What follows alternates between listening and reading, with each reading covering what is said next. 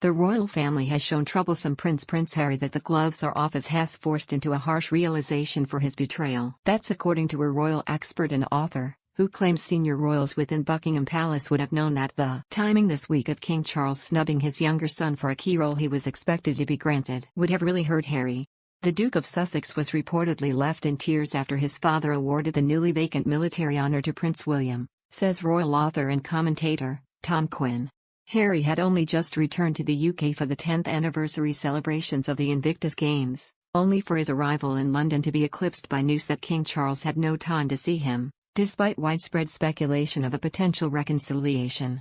But, to add insult to injury, just hours after it was confirmed there would be no father-son reunion, the palace announced that William would receive the title of Colonel-in-Chief of the Army Air Corps, an accolade many thought had been reserved for Harry, who famously served with the Corps in Afghanistan.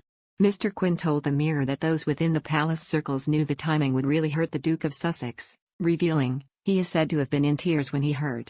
He added, but they have decided the gloves are off and that Harry needs to realize that when you betray the family, you don't just escape the things you hated doing as a working royal, you also lose the things you loved.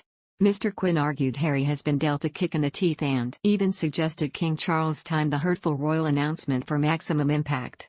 He added, King Charles' announcement that Prince Harry is being stripped of his role as Colonel-in-Chief of the Army Air Corps is a real kick in the teeth for the son who always felt marginalized and underrated. What makes it much worse is that the role is being given to the very man who Harry sees as the cause of so many of his problems, his brother. And the announcement was deliberately made during Harry's brief visit to the UK to have maximum impact. It shows Harry that he really is no longer welcome. Being Colonel-in-Chief of the Army Air Corps was something Harry really did enjoy and of which he was very proud. There is a rushed feel to the whole thing too, as if they can't wait to be rid of this troublesome prince, which is why Harry's role will be transferred to William in just a few days' time, on 13th of May.